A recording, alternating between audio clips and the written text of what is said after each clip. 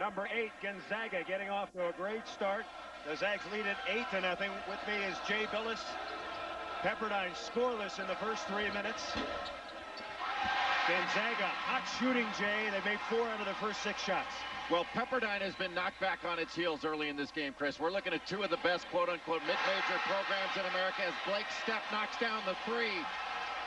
And Gonzaga's defense has been outstanding thus far. They started in man-to-man. They have limited Pepperdine to 1 challenge shot, and that is it. Pepperdine has the nation's longest win streak at 13 in a row. That streak on the line tonight. Pepperdine averages about 81 points a game. Both teams like fast tempo. Jimmy Miggins coming off a double-double over to Johnson, and Pepperdine on the board. Good look by Jimmy Miggins. He looked opposite when he got doubled in the post, and Johnson was ready to shoot a great pass. Terrence Johnson, a highly regarded freshman from Dallas, and we got a whistle and a foul. Pepperdine likes to press. They throw a little 1-2, 1-1 press. They're quick traps. And it is important for Gonzaga to attack that pressure to score. Paul Westphal, first year, former head coach of the Phoenix Suns and Seattle Sonics. Took over for Jan Van Bredikoff, who resigned to take over at St. Bonaventure. And, of course, Mark Few on the other side. Tremendous accomplishments in his first 2+ years. 2 Sweet 16s. Checking in is Corey Violet. And going out is Alex Hernandez. Hernandez getting the start as a senior, playing his final home game. Zach Gore, the enforcer on this Gonzaga unit. Rough and tumble. Well, he's a skilled big man. Got very good hands, can score inside, and a solid rebounder, and a smart player. Fits in very well with this team. You know, Gonzaga's always been a team that has had strength in its guards, but this year they are strong inside as well. Miggins pitches it out, and hitting from distance is Craig Lewis, shooting 40% from three-point land. So it's 11-6 as Pepperdine fights back. Underneath, and Gore is fouled. I tell you, Zach Gore's got about 40 pounds on anybody he's playing against in this game. Gore does a terrific job of getting position down low, and Gonzaga always looks inside first, and Cedric Suet getting caught on the high side, not able to discourage that pass. If you want to stop that interior pass, you've got to play that defense early, meeting your man at the free throw line, trying to knock him off that block so he doesn't have a clear path down to that low box. You also have to put good pressure on the ball to take away vision.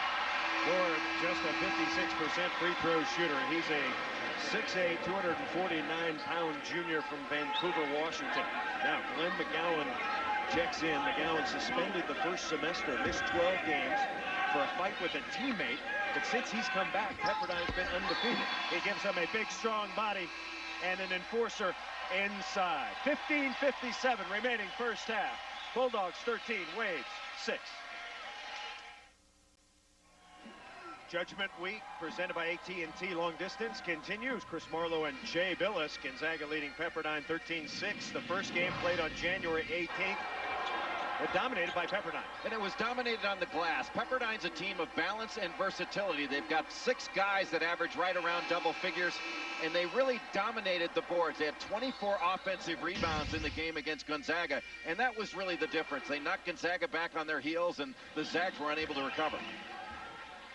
Johnson with 21 points,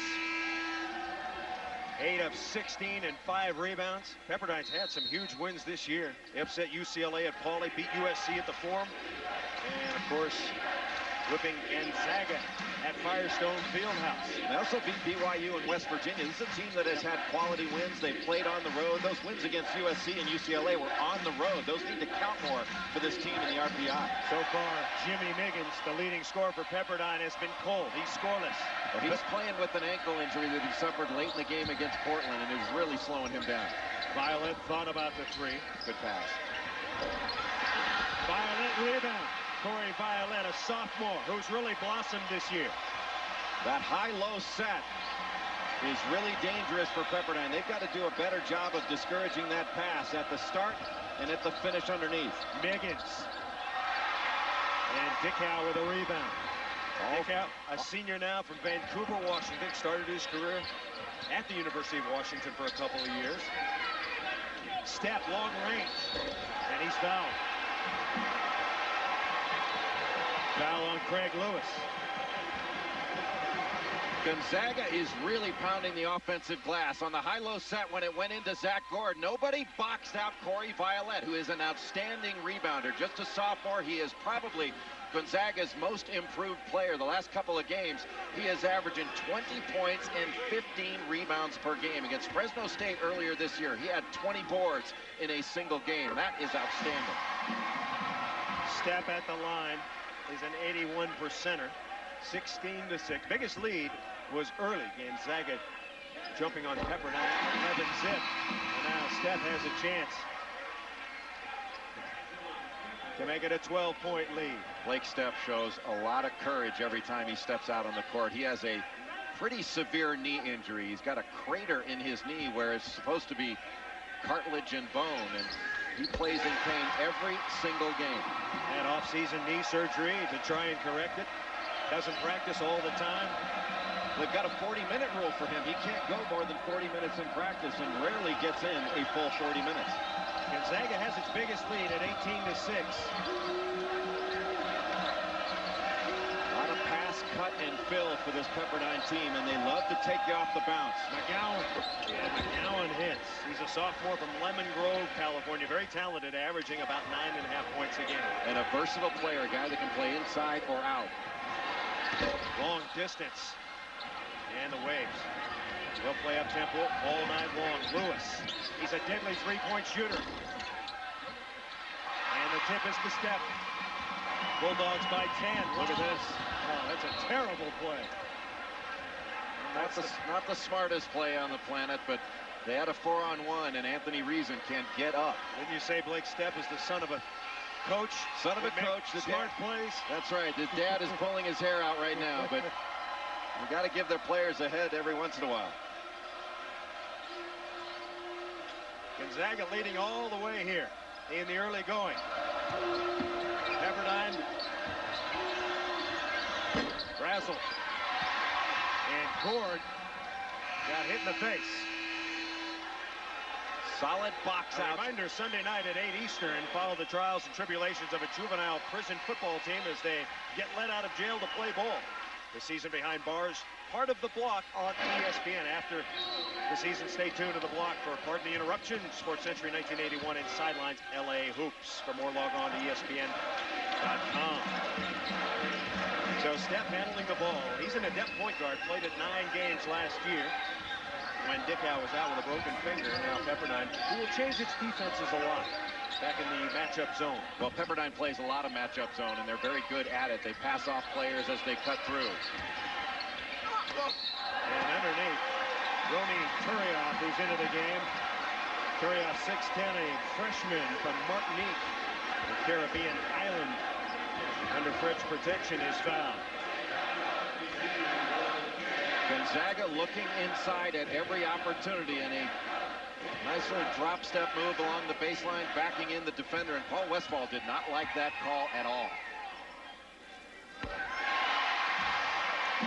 Turioff has a tremendous upside. He is a great athlete, 6'10" and long, can run the floor and really attacks the glass.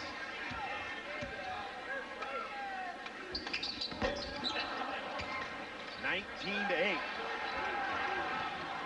Turioff misses the second. And now the Waves. A high screen for Montgomery. Missed it. And we've got a foul. That's a banging going inside. Looked like it went on Violette. Devin Montgomery is really quick. Can turn the corner off that high screen. Nobody stepped in, and Violette came over late to try to block the shot rather than take the charge, and he got him with the body. Montgomery played at Moore Park Community College.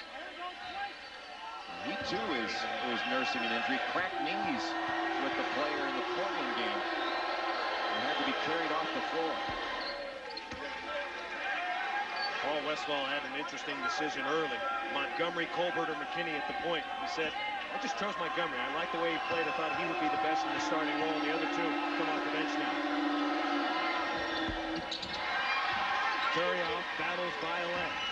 Violette, 30 rebounds in his last two. Nice pass. Pepperdine comes up with a rebound. Give it to Glenn McGowan. 10-point Zag lead. The difference so far has been the on-ball defense of Gonzaga, and they're limiting Pepperdine to one shot. Pepperdine's been taking a lot of quick ones.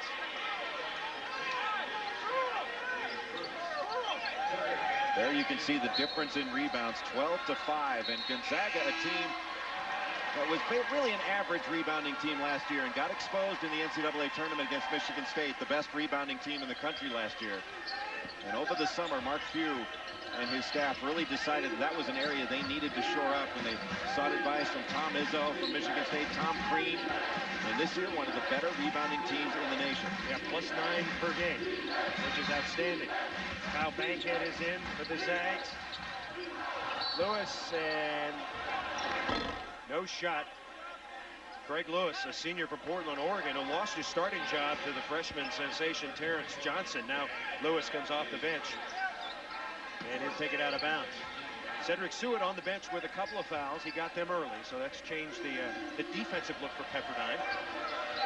Gonzaga went with a 2-3 zone on the out-of-bounds underneath. Now they're going back to man-to-man. Hernandez shadowing Brazel. Kimball inside. And Will Kimball, a sophomore from San Bernardino, has a deuce. When Pepperdine puts the ball on the floor and there's weak side help, there's also got to be rotation. You have to help the helper in addition to stopping the drive. Normally Gonzaga takes care of the ball pretty well. They average 14 turnovers a game. But they are opportunistic. They will look to push it at every opportunity and not shy about putting up a three if they're open. Back into the 2-3 zone for Gonzaga. Lewis with the pull-up. So Craig Lewis giving Pepperdine a lift, and it's 19-13. Waves down by 6. Dickau for 3. Got it.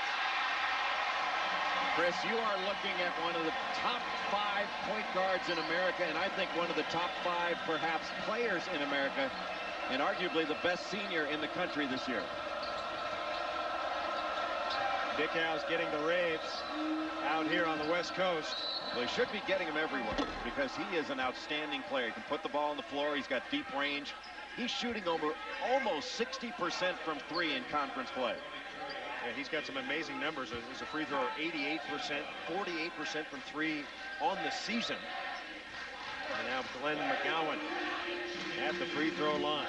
Paul Westphal saying this guy has given us toughness. Before, we couldn't get rebounds. We've been out rebounding 9, 10, 11 a game.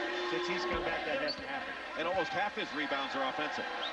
So you not only have to guard him on the drive, he can shoot from 17 feet and in, but you have got to keep him off the offensive glass. McGowan gets a couple. 11:32 remaining until halftime. The big one in the West Coast Conference. Right now, the Bulldogs on top 22-15. John Butchergoss back here with you. West Virginia led Pitt at the half, 45-37, but Pittsburgh here in the second half coming alive. Julius Page, and Pittsburgh's up by 13 now, boys. Back in Spokane, Washington, Gonzaga leading Pepperdine 22-15. Big Monday on ESPN is coming your way.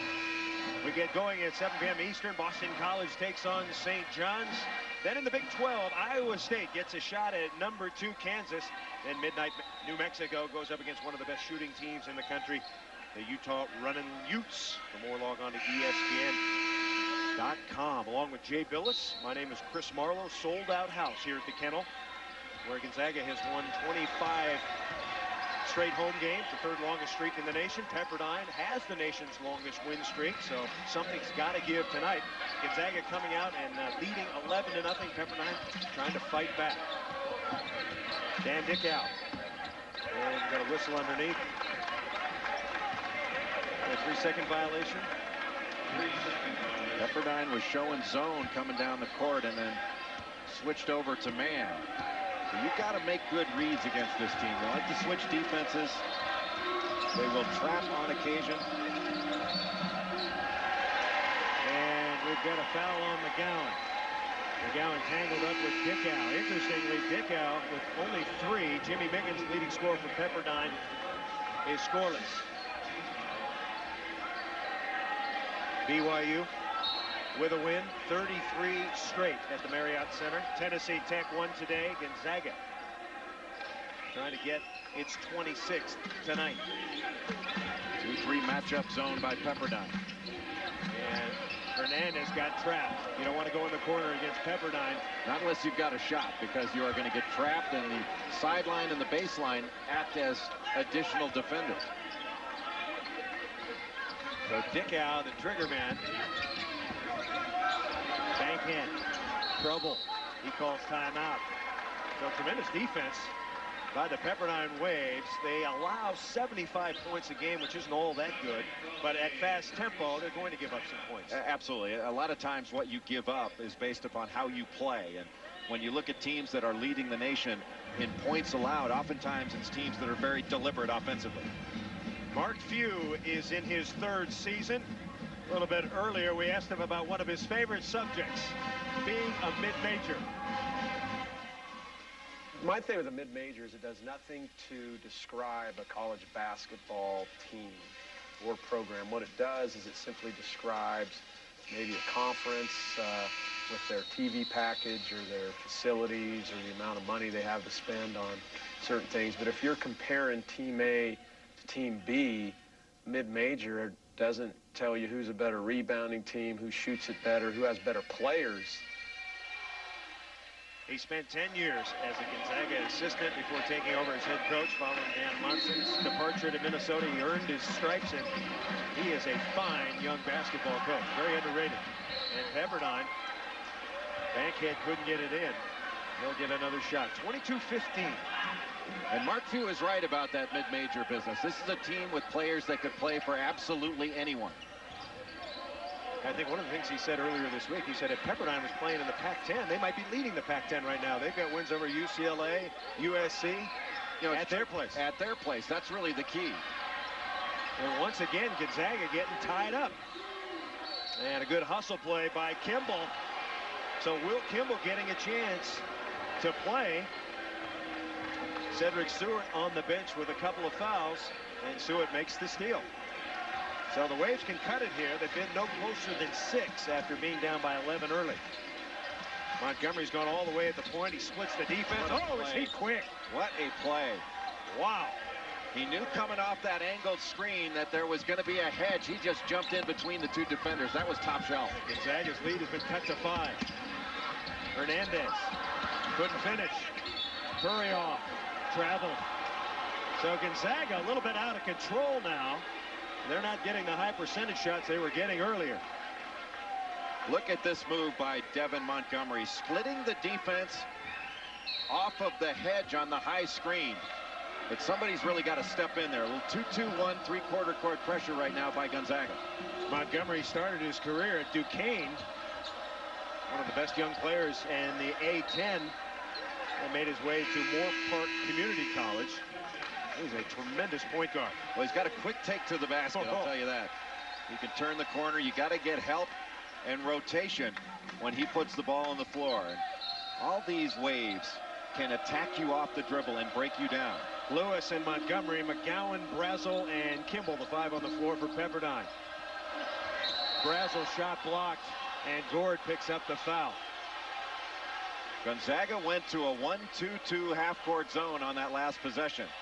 And when you get out to a shooter, you got to put a hand up without fouling. You never want to foul a 3-point shooter. First foul on Gord. Both teams playing a myriad of defenses tonight. We'll see just about everything.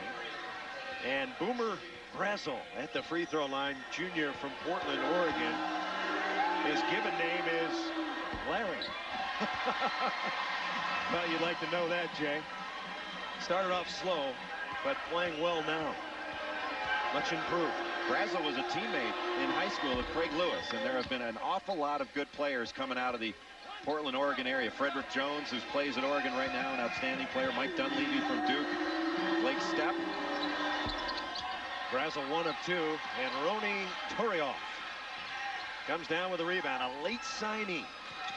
And Gonzaga happy to have him. He's going to be a fine player. Another turnover for Gonzaga. Call it good Pepperdine defense. Now the Waves. Lewis bombs one from deep. They fight for the rebound, and Gonzaga comes up with it. Solid job by Stepp to come back to the glass, sending all 5 guys. Dickau. Dan Dickau pulling the trigger. And give the credit there to Blake Stepp, because he got the ball to the middle of the floor where he could find Dickau spotting up. You have got to find Dickau in transition. Dickau's got 6. 25-18 now. Gonzaga with the lead. Razzle off the glass. Missed it. Blake Stepp came back for a rebound and then took it himself, centered the ball, and Dickau opportunistically spotting up at the three-point line. Everybody was worried about stopping the ball instead of finding Dickau in transition. That has got to be a priority for Pepperdine, to find him and force him inside of that three-point line. You know, Dickau shoots better from three-point range than he does from two-point range. 46% on the year, 48% from three. He shoots almost 60% from three in West Coast Conference games. That's better than most guys shoot, period, anywhere. Dick out of the rack. And he'll draw the foul. Ronny Turioff picked up his second foul, so Turioff out, Violet back in. Dan Dickau can put the ball on the floor. He penetrates most often to pass, but he can draw contact. He gets to the free throw line about 5-6 times a game, which is outstanding for a point guard. Second foul on McGowan. Both teams with 7 team fouls now. So we're shooting Dickau, one of the great free throwers in America. 88%. 971 career points coming in. Needs just 29. Let's see how many he's got. 6. He's got 7 now. 29 for 1,000 here at Gonzaga. And he scored some points at Washington as well. They don't count in his Gonzaga total, but this young man has the complete package, and he will play at the next level and be a first-round draft pick. Lewis punched it out of bounds. Oh! They may have missed one there. It appeared to went off Lewis's left hand, but the Waves will keep it. Paul Westphal, Gib Arnold, Jim Nielsen, White King Jones, the coaching staff for the nice Waves pass this year. Razzle. Boy, he missed an easy shot there. What a great read by Lewis. He just threw it right past the ear of Zach Gord. Dave Libby making the call. Fouls on Reason, his first.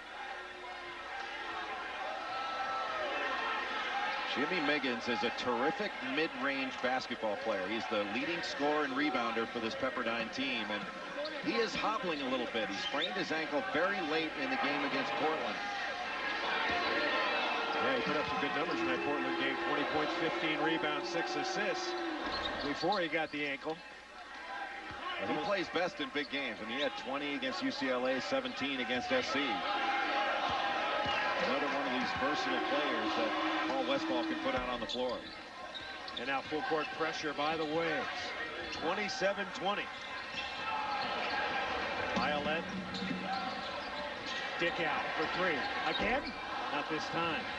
Reason. And Reason knocks it out of bounds. So Dan Dickau with a couple of three-pointers. He now has 8 points.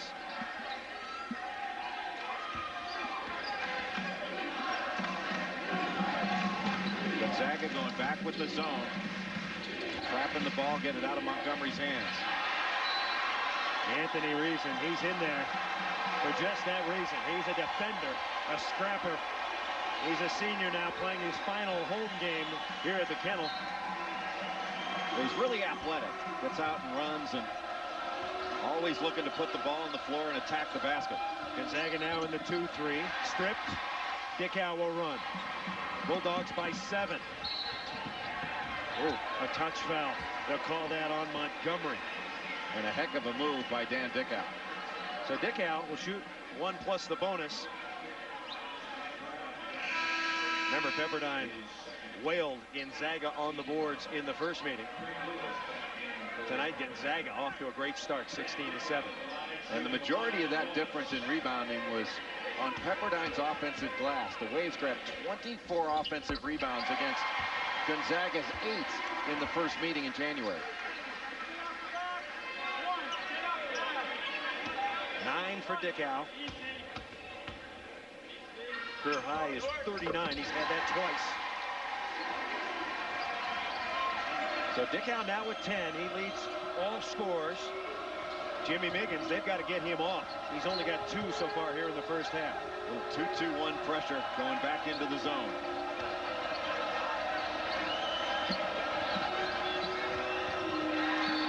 And Reason, boy, he is amped up. Great anticipation. 7:51 to play. The crowd is up here at the kennel. Gonzaga by 9.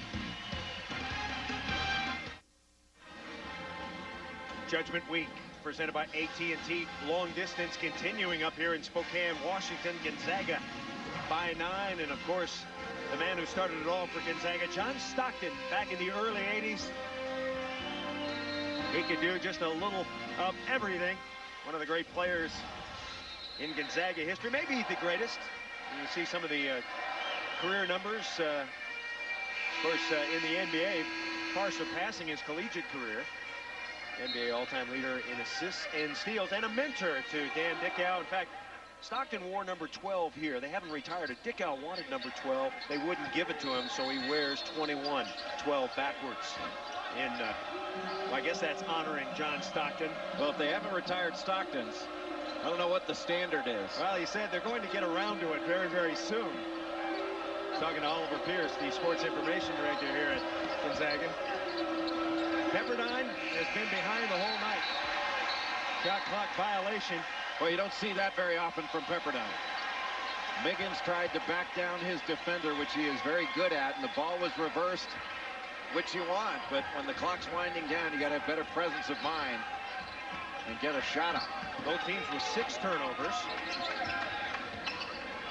Gonzaga led early, 11-0. Backdoor pass is too high. And Pepperdine cut into this 9-point lead. Nice steal step. Step with Lewis. And he missed it. Lewis rode him just hard enough not to attract the foul, but to make Step miss the shot. From the corner, Terrence Johnson coming up short. And we got a pushing foul underneath. It's on Gord. And Kimball did a terrific job of watching the flight of the ball to get himself in position on the far side, where oftentimes corner shots come off.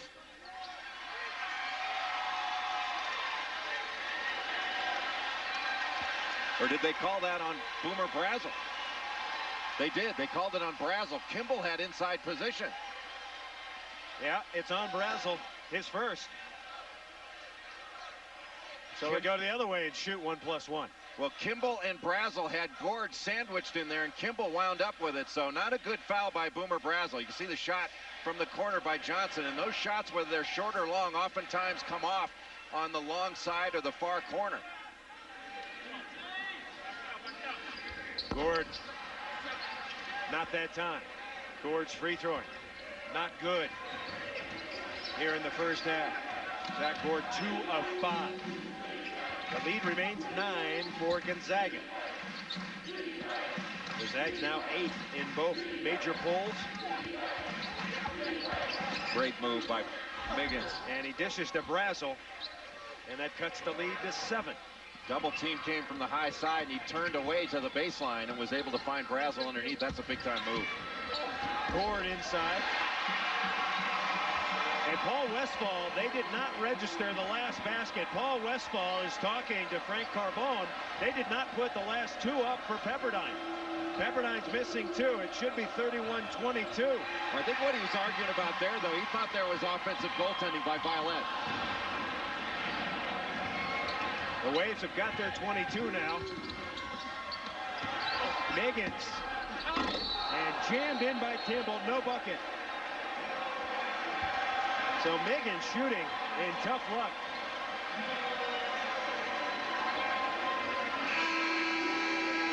Jimmy Miggins has had a hard time getting going in this game. He's found a lot of defensive attention when he puts the ball on the floor. Gonzaga has run an extra defender at him, and they've paid a lot of mind to where he is every time he gets the ball.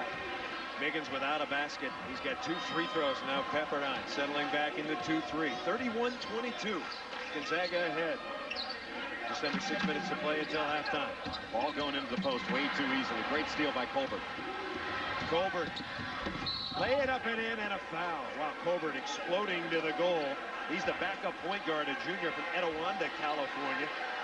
Yeah, Westphal says of him, he can be wild. He can be spectacular for both teams. Well, he's a good setup guy and an active defender, as you could see by that steal. And Blake Stepp trying to go in for the block, just ticked him as he went up. As you take a look at Paul Westphal, one of the finest college basketball players you'll ever see, a two-time All-America at Southern Cal.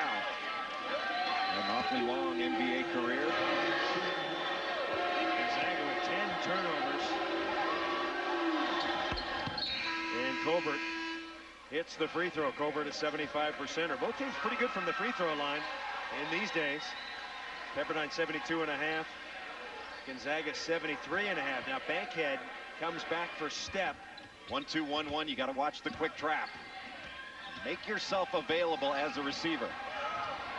31-25 is our score. Bankhead's a good outside shooter. Got to have his feet set, though. You need to make him put it on the floor. Dickau. He is automatic when he gets his feet set. Well, just a great catch and shoot player. He can also shoot off the dribble.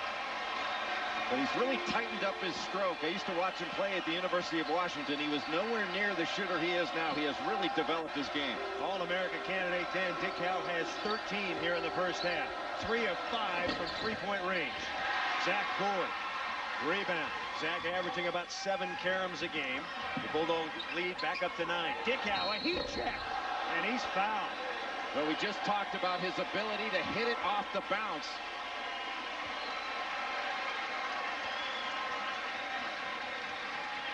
You can see in the corner, Bankhead, the nice pass, and look how he gets his feet set coming off the low screen on the baseline.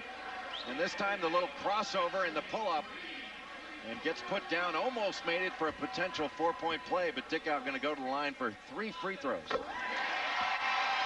The 2 top teams in the West Coast Conference. Pepperdine undefeated in conference play at 11-0. Gonzaga 10-1. Their only loss to Pepperdine at Malibu's Firestone Fieldhouse. So Dickau's got the whole look going. He's got the hair working, the GQ look, the fiance who's the dancer for the Portland Trailblazers. He had Sports Illustrated out here this week taking pictures of him all over campus. He's a big-time cover boy, and he can really play. Going to be married in August, we're told. He makes 2 of the 3. Gonzaga's lead balloons back up to 11. Gonzaga's led all the way here in the first half.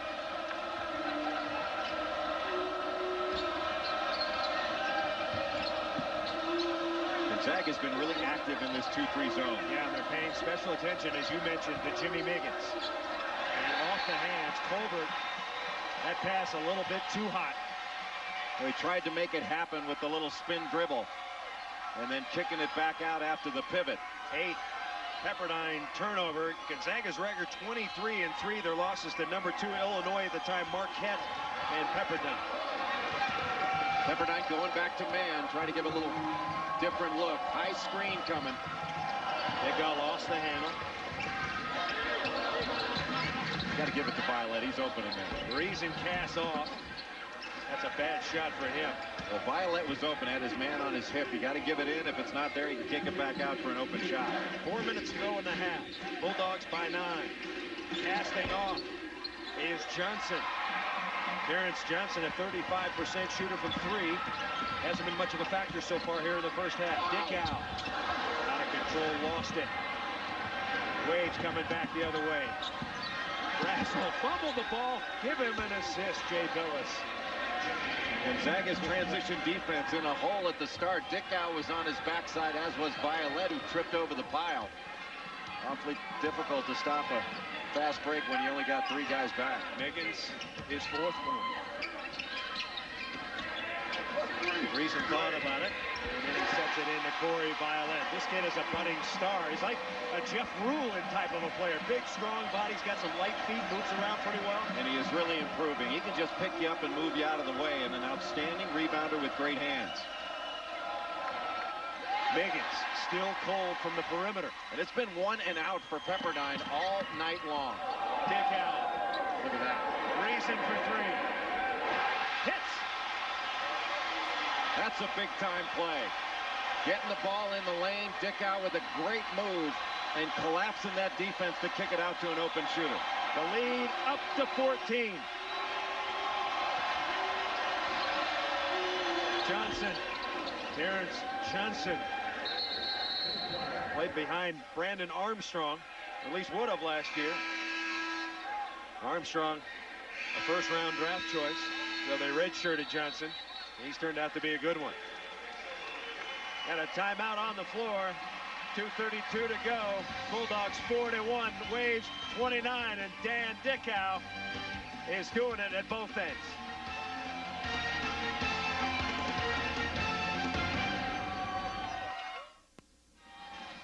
Judgment Week presented by AT&T Long Distance. Gonzaga leading 41-29. Don't forget Big Mondays coming up soon. Boston College takes on St. John's early. Both teams fighting for positioning, seeding. Big East Tournament, Iowa State and Kansas, New Mexico, and Utah. That's at midnight in the Mountain West. Chris Marlowe and Jay Billis with you from the Kennel. Aptly named because the Bulldogs are housed here, and we've got a capacity crowd at just over 4,000. They can stuff into this building, and they're all here tonight for the game of the year in the West Coast Conference. And a great atmosphere for college basketball. Absolutely, and it's been a game that's been dominated by the Waves. They have their biggest lead right now of 12. Back to man for Pepperdine. Violet can hit that shot. That's his 9th three-pointer this year. He's got 7. He's the reigning West Coast Conference Player of the Week after those 2 15-rebound games. And that young man is getting better and better. I think you may be looking at a future West Coast Conference Player of the Year in Corey Violet. Well, he replaced one in Casey Calvary. They said, how would you replace Calvary? Who's going to do it? Corey Violet has stepped up. I think Violet is ahead now of where Calvary was at the same age. Don't forget, stay tuned for the Jackson Hewitt halftime report from the College Hoops studio. Pac-10 upsets. How about Oregon? And a shocker in the Southeastern Conference.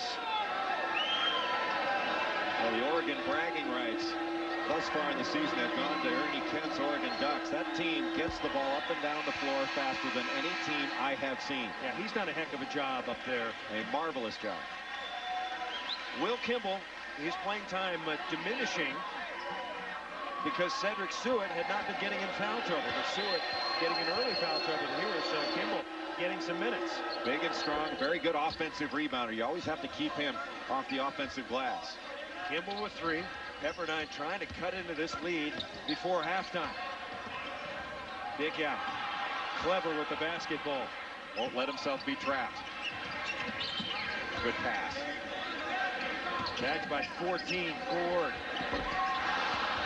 Nice rebound. Reason. Bankhead, no. Boy, the Zags are fighting for it in there. Taken by Reason. Now check that. That was Hernandez. I'll tell you, Chris, those are the kind of plays that win you championships.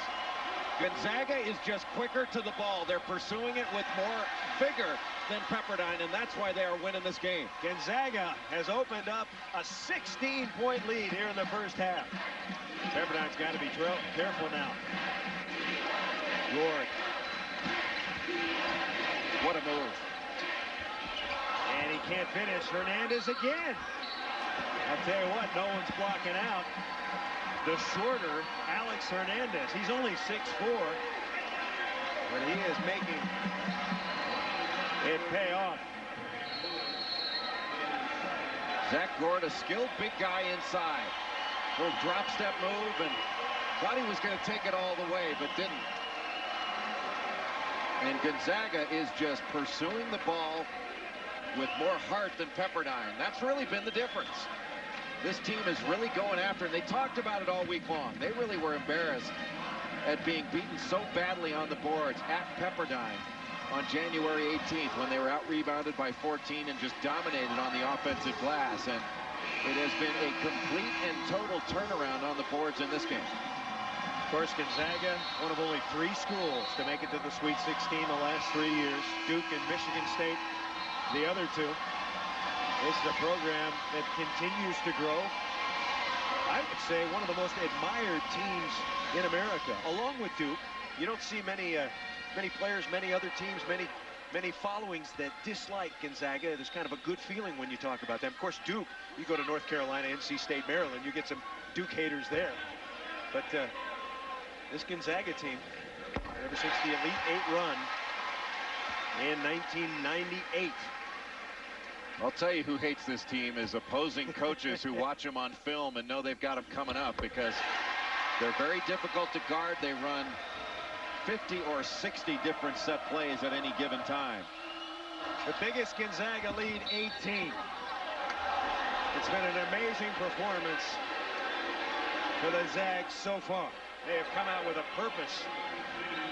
They say that revenge is the most powerful motivator known to man. The Zags have it tonight after losing that first one. And it's a very discouraged Pepperdine coaching staff at the moment. There's a long way to go in this game.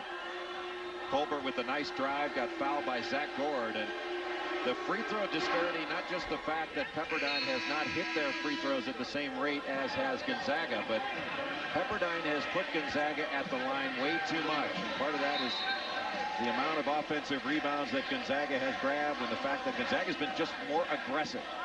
Colbert has 4. Johnson and Lewis have 5. But no Pepperdine player has scored more than 5. So Gonzaga has defended well. And Pepperdine has not. Anytime you allow a team to put up 48 points in the first half, and there may be more coming, you have not done a good job defensively. 35 seconds to play. Wide open. Reason with the jam.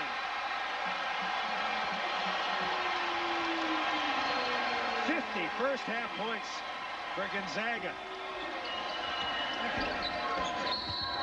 And over the back. And that's a foul that Mark Few can live with. Anthony Reason going over the back, trying to tip the ball away to a teammate. On that last possession, wide open on the back cut. Anthony Reason takes the pass, and there was no pressure on the passer when that pass was delivered. Alex Hernandez could take his sweet time and survey the situation. Miggins with 5. That's one thing Pepperdine will address in the locker room. Got to get some more looks for Jimmy Miggins, their top scorer and rebounder. Well, they're first going to address wanting the ball. And this isn't an X and O halftime speech by Paul Westphal. It's a speech of how much do you really want that ball, because you're getting beaten to it and out tough. So 10 seconds to go. Gonzaga working for the last shot. Will Dickau take it? Off a foot. Reason. Tip. No basket. Over the back. Now Pepperdine going to get a little bit of perhaps momentum, because they're going to get a couple of free throws before they go in. I think that was Jermaine Forbes going over the top. And I think Mike Westphal is going to shoot a couple of free throws. There you can see the over the back by Forbes. Not a smart play as that clock was winding down. It was a terrific tip in, but you had to go over the back to get it. So Robert Turner, 6'9" freshman from Buena Park, California, a kid with a bright future.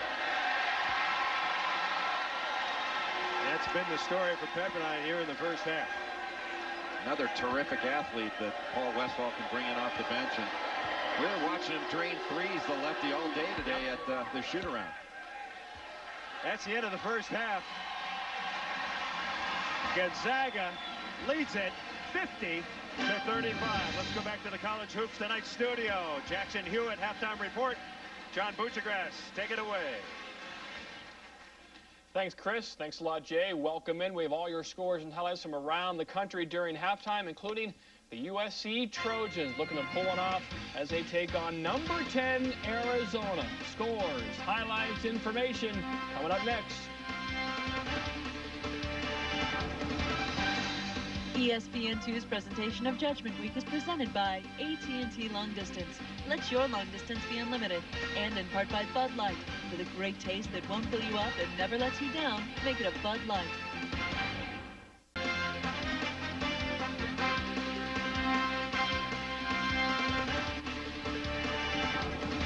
Visit 300 locations today and go get more in return.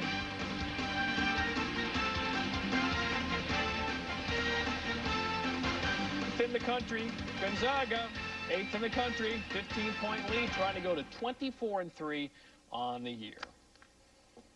Welcome in, John Butchergross with you. Scores and highlights now from around the country. We begin with Arizona and USC. Arizona ranked 10th in the country, but just 6-4 against ranked teams this year. Early on, Salim Stoudemire throws it up. Rick Anderson, the rebound, no foul call. Look at Luke Olson. Luke going nuts.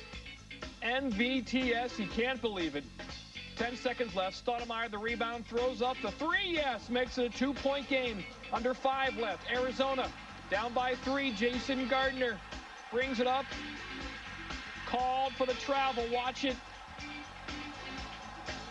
Pivot foot. Did he hold it? No, it just slid by. Under 3 seconds left. Same score.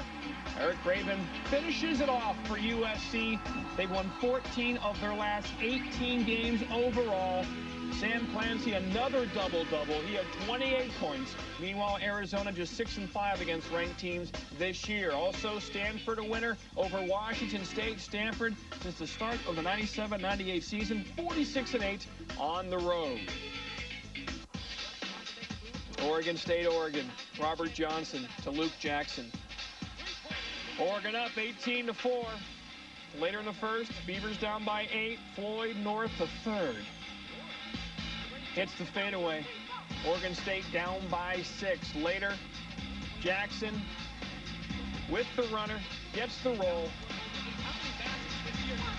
Oregon 13-0 at MacArthur Court this season and looking good at the half. They're up by 18 points over Oregon State. Arizona State, UCLA. UCLA number 23 coming in. Second half. Bruins down by 2. Matt Barnes gets the 3. UCLA by 1. Arizona State down by 3, but Chad Pruitt squish. Ties it up. Same score. Curtis Millage for 3. Arizona State wins by 1. They snap a 15-game losing streak at Pauley Pavilion. UCLA has lost 5 of its last 10 conference games. California, Washington, and Cal goes down by 15 to Washington. Cal, they had won 4 games in a row. Well, Washington had lost 5 games in a row. Baylor and Kansas, Big 12 action now. Kansas, of course, number 2 in the country. Aaron Miles got it to Collison. Collison underneath. Nick puts it in from Aaron Miles. Kansas up. Boshi for 3. Kansas looking good now, up by 13. It's too much Kansas. Collison again. Nice pass from Wayne Simeon. Kansas a winner, 87-72. They've won 10 straight games since their loss to UCLA. You see they're now 23-2. Haven't lost a conference game. They have won 16 straight Big 12 regular season games. For Baylor, they've lost 15 straight road games. They're 1-7 all-time at Kansas. Kansas State falls to Oklahoma, 73-62. Oklahoma, they've won 25 of their last 30 games going back to last season. They're a good team. Oklahoma State a winner over Texas A&M, 71-66. Oklahoma State just 7-6 since their 13-0 start. They do get a win today. More to come, Ole Miss in Florida. Aaron Harper provides a highlight here. We'll provide more after this.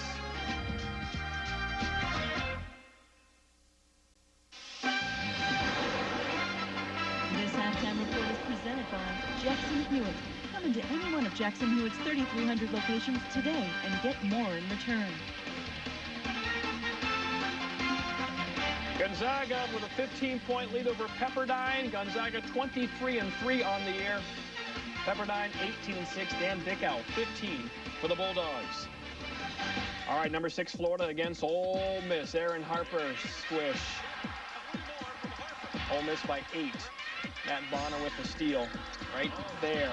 Good anticipation. Udonis Haslam underneath. Florida trails by 8. Justin Reed needs a 3. Ole Miss by 11. Same score, 57-46. Aaron Harper. Ole Miss 12-1 at home this season. They've won 11 straight home games. Their first win against ranked teams this year. Florida, they lost 4 of their last 5 games to Ole Miss and 6 of their last 7 in Oxford. Alabama beats Tennessee 95-82 in this one. Irwin Dudley 25-7. Alabama has won 17 straight home games. Kentucky, Georgia, Kentucky turnover. Ezra Williams picks it up, goes to Rashad Wright. Georgia up by 8 in Athens. Now they're up by 6. Chris Daniels, Steve Thomas. Georgia looking for the big win against Kentucky. Right again. Georgia wins. They lost 17 of the last 18 games to Kentucky, but they're winners today. For Kentucky, Tayshaun Prince, 17 points and 7 rebounds. Pittsburgh beats West Virginia by 10, 85-75, as seen on ESPN. Look at Pittsburgh, their first 20-win season in 11 years. UConn beats Boston College, a big East game there. UConn gets to win in overtime by 2. Butler and Robertson 19 each for the Huskies. It's Villanova over Georgetown by 11 in overtime. Villanova has beaten Georgetown 4 straight times now.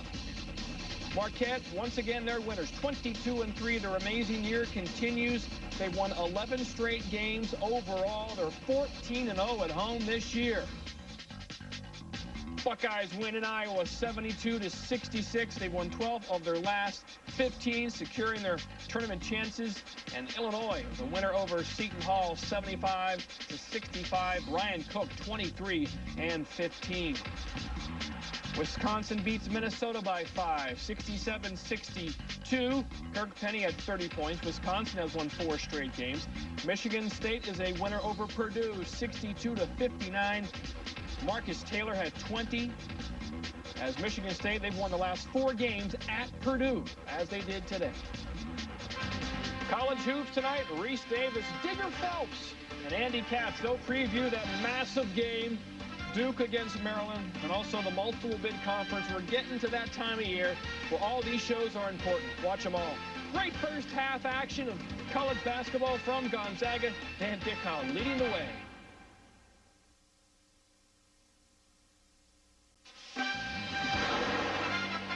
ESPN2's presentation of Judgment Week, presented by AT&T, is brought to you by SportsCenter. Which SportsCenter do you watch? And by Mazda, who invites you to discover the sheer joy of motion.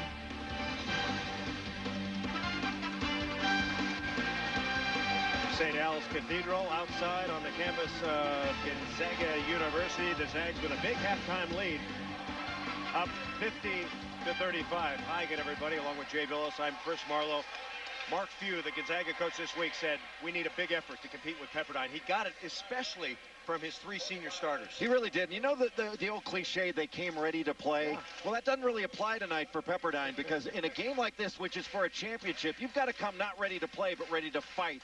Gonzaga came ready to fight, Pepperdine didn't, and that's the reason we've got a 15-point margin at halftime. Gonzaga dominated the glass in the first half, out-rebounding Pepperdine by 12, and they did a great job of shutting down the 2 stars for Pepperdine, Jimmy Miggins and Terrence Johnson. Both those guys combined for just 3 of 11 from the field, and Dan Dickau was magnificent in the first half for Gonzaga. Dickau had 15 points. He was great from the 3-point line. He hit 3 of 5. He spotted up well. Blake Stepp found him in transition, and he just, I thought, really came out and put his signature on this game in the first half. The Miller High Life storyline really showed that not only did Pepperdine hold the Waves to a lesser shooting percentage, but they just didn't give them a lot of shots. That's right. Miggins and Johnson only got 11 shots in that first half. A lot of those shots were challenged. They didn't come out of any really coherent offense, and you know, this Pepperdine team can really break you down off the dribble, but Gonzaga has done a really nice job of getting to all those ball handlers, and their rotations have been very good. Still, the lead is just 15. See how the second half What a unfolds. move. Gord. And Gord.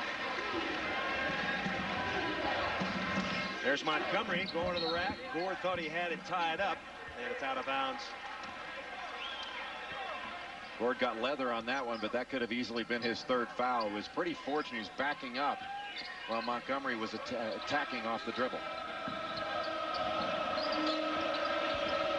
First 5 minutes of this second half are going to tell us really all we need to know as to whether Pepperdine's going to get back in this thing. Montgomery for three. And Gord comes up with a rebound. Boy, a lot of white shirts around that ball every time it comes off the glass. Step out to Gord. Can he hit that shot? In and out. Step had the rebound. And Pepperdine will run.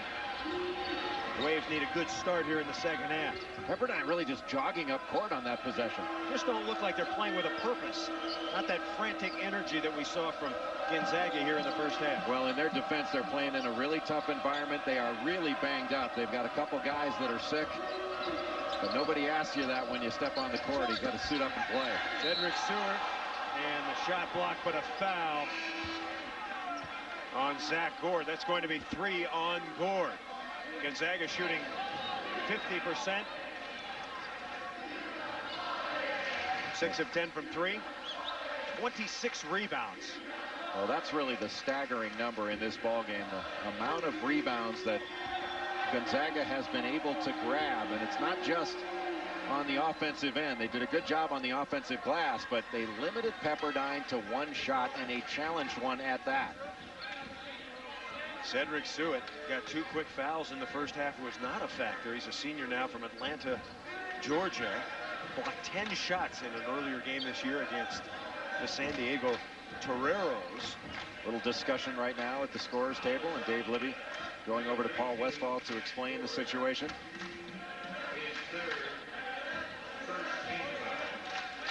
Dave Libby, Freddie Carbone, Vern Haskin.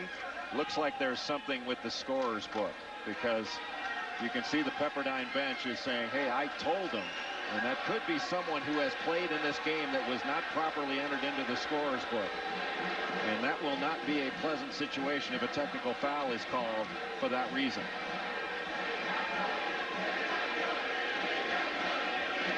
So one official talking to Mark Few, the other one explaining it to Paul Westphal, and Westphal is really energized here. Not only is his team getting thumped, but he is into it now. And Westphal very upset. He just banged the scorer's table in discussion with one of the officials, and there is clearly an error in the scorer's book, and it's a question of whose error it was and who it will count against. Not a whole lot of discussion that needs to be had here. The officials need to take charge of this. Yeah, and it's obviously some kind of a mistake. Well, and of course the conspiracy theory starts to abound when you're down in a ball game 15 points at halftime. And now Westphal getting into it with Mark Few a little bit here. Dave Libby needs to take control of this. It's an easy call to make the call.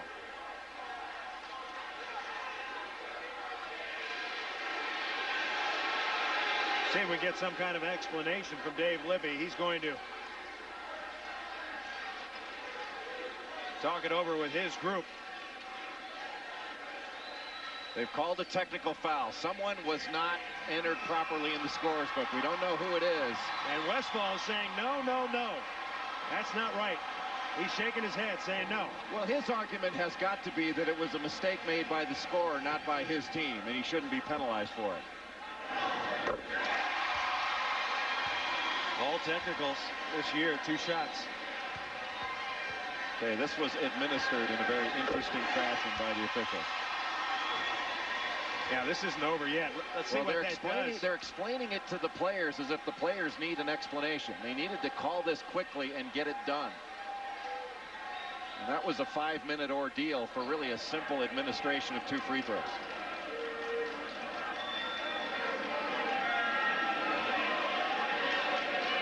So Cedric Seward still standing at the free throw line. Dave Libby, the crew chief, says, let's play ball.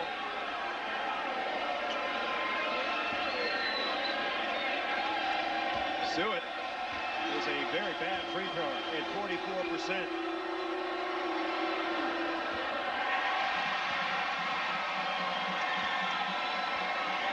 Zach Gord is going to go out of the game. He's got 3 fouls, and Roni Turioff comes back.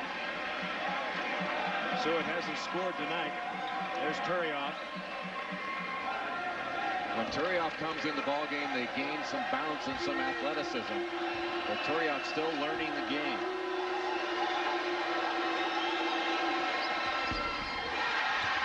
And he's got his first rebound of the second half. 52-35, Gonzaga.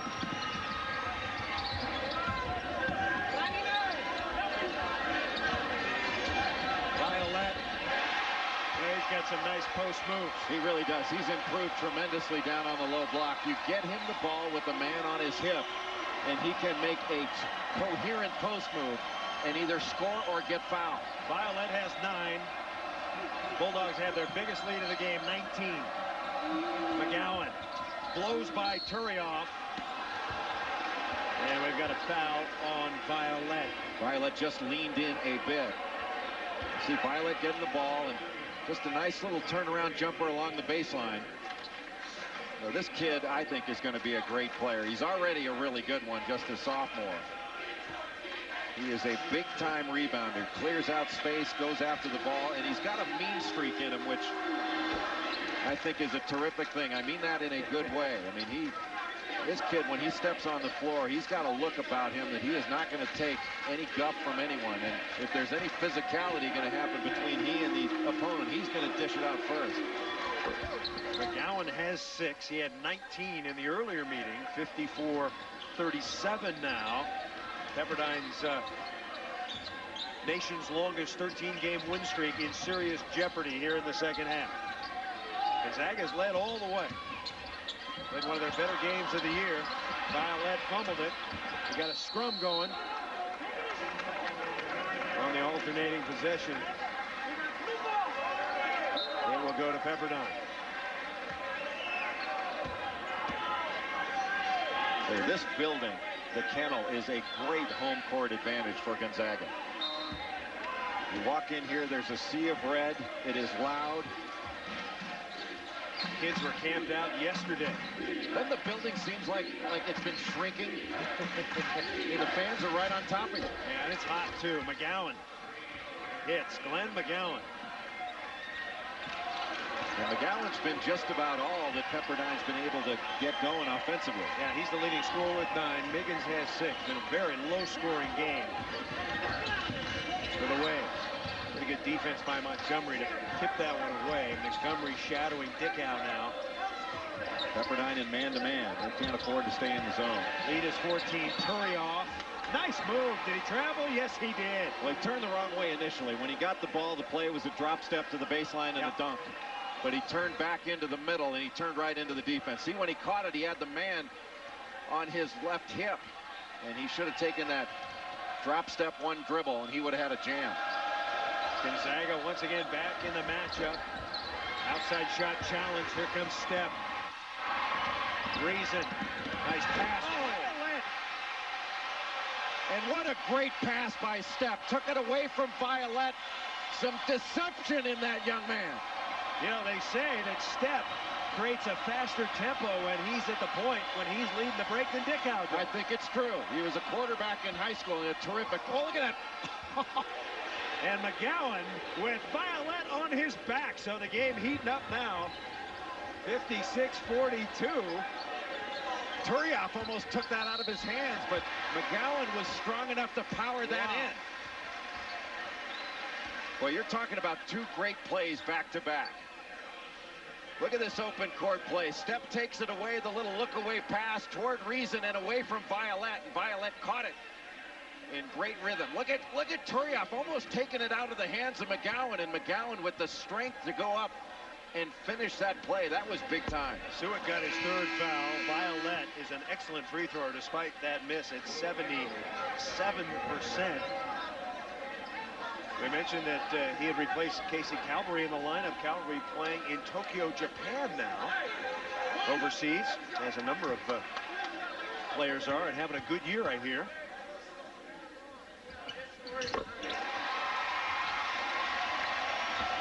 (57-42), lead back up to 15. Dickau has 17, Violet now with 12. Pepperdine really needs to make something happen in the first 5 minutes of this second half, and thus far every score has been answered by Gonzaga. Brazel. Pepperdine just not shooting well. They're missing a lot of 10-footers, 15-footers. Well, I'll tell you, Chris, it puts a lot of pressure on your shooting when you know you're only going to get one shot, and that's all they've got. Violet. And he plows over McGowan. Now check that. That was Will Kimball. Violet just put his head down in his shoulder, and Kimball, see, moving his feet. It looked like he was moving there, but a courageous play to step in front of a Mack truck. Zach Gord back in. Gord has 3 fouls. Violet has 3 fouls. And I believe Turioff, yes. So unofficially, all 3 of the big men for Gonzaga have 3, so they have to be a little bit careful now. But you still want to play with aggressiveness. And the steal by Reason. And it goes back to Pepperdine. Wow. Anthony Reason. I think some of our notes just took a break, and it is getting wild now. Look out. Montgomery piles into Turioff. Wow.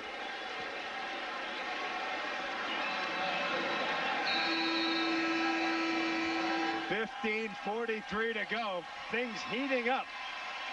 Still, the Bulldogs lead by 15. 15:43 to go in the game. Gonzaga leading Pepperdine 57-42. It's Judgment Week presented by AT&T Long Distance, and we're in the West Coast Conference. Dan Dickau. What does Mark Few think of Dickau? What does Dickau think of Few? Here it is. I'm one of the biggest fans of Jason Williams for what he did last year and what he did for college basketball by coming back and the kind of year he's having. And I understand how important he is to Duke, but I'm telling you, Dan Dickau does everything for us. And his numbers and his statistics will back up what I think is having as good a year as any player in college basketball, period. 17 points here in the first half. How would you compare Dickau with some of the other point guards you've seen this year? Well, he compares favorably. I think he's clearly one of the top 5 point guards in America, and I cannot think of a senior that not only is a better player, but has had a better season than Dan Dickau. Jason Williams, the only one clearly better at this point? I would think so. Okay. I think Jason Williams, more athletic, more explosive. He is not a better shooter. I mean, Dan Dickau hits an incredible percentage from 3. And while we were away at break, we got an explanation from Dave Libby as to what the controversy was at the start of the second half, just before Cedric Suet was to take his 2 free throws. And you are obliged to provide your starting 5 for the second half to the scorer. And the starting 5 that was reported by Pepperdine was not the starting 5 that went out onto the floor. And the referees had no other choice but to call a technical foul. That's what the controversy was about. Pepperdine, of course, saying to the officiating crew that the scorer was in error, that they reported the right starting 5, but the scorer took it down wrong. Well, Pepperdine penalized a couple of foul shots by Dickau. So Ronny Turioff has committed his 4th foul. You can see the athletic ability, but he's just not a polished player right now. Fouls too much, reaches too much, and can't quite finish. And well, he's getting there. I mean, he's a really good player. And he played for the French national team, played with Tony Parker, who is a rookie now and in good shape to go after the Rookie of the Year award in the NBA. San Antonio Spurs. Lewis casts off. He comes up way short. McGowan for 3. And Glenn McGowan looking very good. Smooth. He's got 14 and the lead cut to 12. Well, this is still a ball game. Even as difficult a time as Pepperdine has had offensively, they are still in this. Hernandez and Lewis caught him. Let's see if they call that a shooting foul. Hernandez just about ready to take off. Now he's going up, says Dave Libby. So Hernandez will shoot a couple. 3rd foul on Lewis. Sometimes a little controversy like that, you get your coach fuming, that can fire up your team. Well, something needed to stoke the flames inside of this Pepperdine team, because Gonzaga clearly came a little bit more prepared to fight in this ballgame. And that is not like Pepperdine. They have had, I think, a fantastic season. And I don't think there's much argument after having watched these 2 teams play during the season that they are both NCAA tournament teams. That if one or the other were to win the West Coast Conference tournament title and the automatic bid, that the other, without much discussion, should be an at-large team invited to the tournament. West Coast Conference tournament. It's going to be held in San Diego, California, March 1st through the 4th. We'll have that final for you on ESPN. Should be a great tournament. Could see these two teams again. Suet and Dickau rebounds. Suet not much of an offensive threat. 59-45. Gord. Boy, that is a terrific pass by Dan Dickau. Good catch and finish. I think Gord wanted to finish with a little more authority than that, but he'll take the squeaker. Yeah, Gord he's not a pretty player. Not a pretty player, but very, very effective. Very effective. Got terrific hands and good footwork. McGowan pushed off. And here comes Dickau. Ahead is Hernandez. What a pass. And Suet has his 4th foul. Tell you what, you better pick up Dan Dickau in transition, not just because he can score it, but he really finds people. You got to take away his vision or he'll cut you up. Suet, his 4th foul. West Coast Conference dominated by 2 outstanding teams, Pepperdine and Gonzaga. San Francisco, Santa Clara, San Diego in the next group. Good teams. Very good teams and well-drilled teams, teams that box out. Awfully difficult to rebound in this conference because everybody well-schooled and well-coached. But I'll tell you, take Pepperdine and Gonzaga out of this conference and put them in any of the major conferences, and they are going to compete favorably. 63-45. Hernandez in his final game at home as a senior, having a good night. He's got 12. The lead back up to 18. So a momentary burst by Pepperdine cut the lead to 12, but Gonzaga playing with a lot of energy. As much as you would not like to see Gonzaga and Mark Hughes almost diabolical offensive sets in the first round of the NCAA tournament, equally you wouldn't want to see this Pepperdine team because they can really break you down off the dribble. They can break out of their patterns and just play. And it is so hard to guard this team because they've all got one-on-one ability. They're very versatile. They're very balanced. And their dribble penetration, and their ability to kick it out to shooters can really hurt defense. Montgomery, he's an 81%er.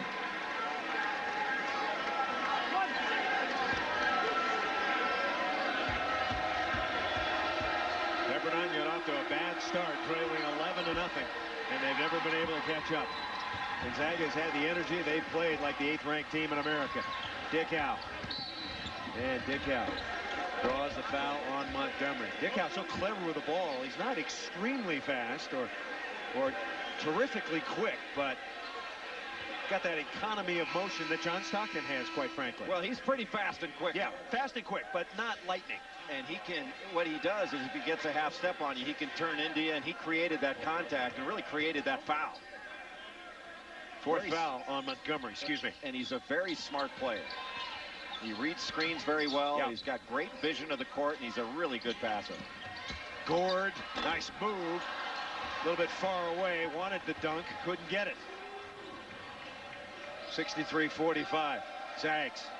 Well, you can tell that these big guys for Gonzaga have been worked with and worked with a lot by Leon Rice, Bill Greer, their outstanding coaching staff. ESPN, USA Today top 10. Duke continues on top. Most people think Duke and Kansas, the 2 best teams. Duke will get the test tomorrow. Maryland, Oklahoma at number 4. And Cincinnati, the best, I think, defensive team in America. Blake step. Got a step. And the lead is 20. Bum knee and all. And where was the weak side help for Pepperdine? Step with 8. Zags have opened up a 20-point lead. Terrence Johnson rattles in and out. Miggins gets it. And nice pursuit. Chris, that's the first offensive rebound basket that I can think of for Pepperdine in this game. I mean, I know they've had a couple offensive boards and some second chance opportunities, but they have been few and far between. The in and out shot by Johnson from the wing, and Miggins, who is a terrific offensive rebounder, really one of the best offensive rebounders in the West Coast Conference. Pepperdine being out-rebounded 30-18. In the first meeting, Pepperdine had 24 offensive rebounds. Mark Few has corrected that problem. That's a problem, really, he corrected over the summer, and that was an anomaly for Gonzaga to be out-rebounded that badly, because they have been a very good rebounding team all season long. Step from distance. A three ball. He's got a great stroke. He doesn't shoot it from three as much as you might think. And once again, the lead back up to 20. McGowan. Nice follow by Larry Boomer Brazel. Brazel now with 5. Dickau. Violet. And coming out with it is Colbert. 18-point lead. Good ball movement. Johnson for 3. So that ball's up for grabs, and Gonzaga's getting it. Dickau. Nice pass. Hernandez got it. Dickau the assist. Dickau just has the ability, Chris, to get into the lane, and when he does, he finds people. Hernandez with 14. Crowd going bonkers. The dogs at the kennel getting their chance to bark on national television. As Brazel quiets him for a moment. And when you watch Dickau play, you remember Matt Santangelo, who played here at Gonzaga. But Santangelo was a guy that penetrated to shoot. And Dickau is more of a player that penetrates to pass. Dickau. Unless you give him a free lane to the basket. That first Elite 8 team, Santangelo, Floyd, Calvary. This team might be better. They certainly have the potential to be.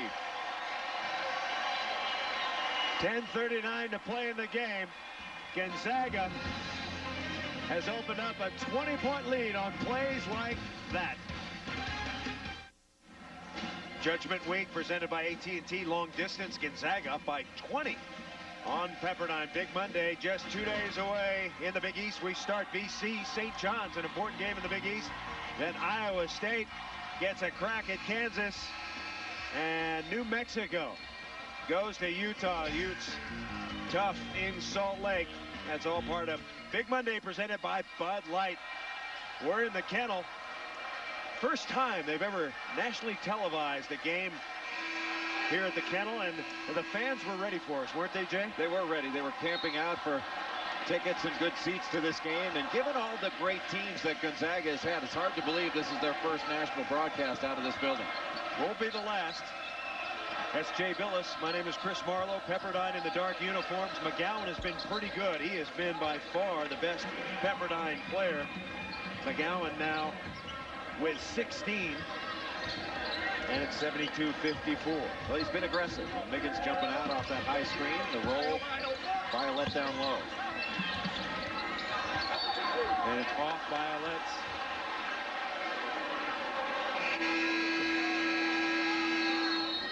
Ten minutes and 8 seconds to play. 8th-ranked Gonzaga cruising against Pepe.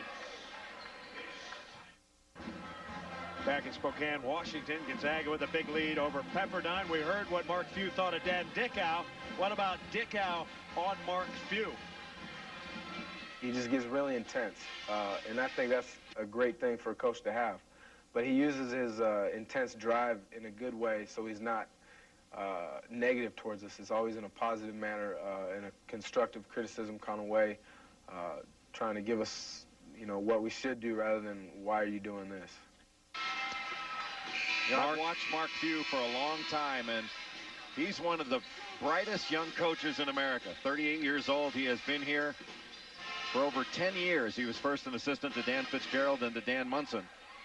And Mark Few has a great offensive mind. Runs multiple option sets, and he develops players. Players get better under this man. He's an outstanding coach. And he was recently given a new long-term contract, and they're talking about getting a new arena here And Jay, if you have $10 million, we could call it the Billis Kennel, or the Billis Center. Don't hold your breath on that one. I'll tell you what, they're going to have a hard time holding on to Mark Few. He loves it here. Avid fly fisherman, lovely wife Marcy and their family very happy here in Spokane. Yeah, and this is really the mid-major model for every program in America. Well, it's the model for every program. 70-58, and the Waves have cut the lead to 12.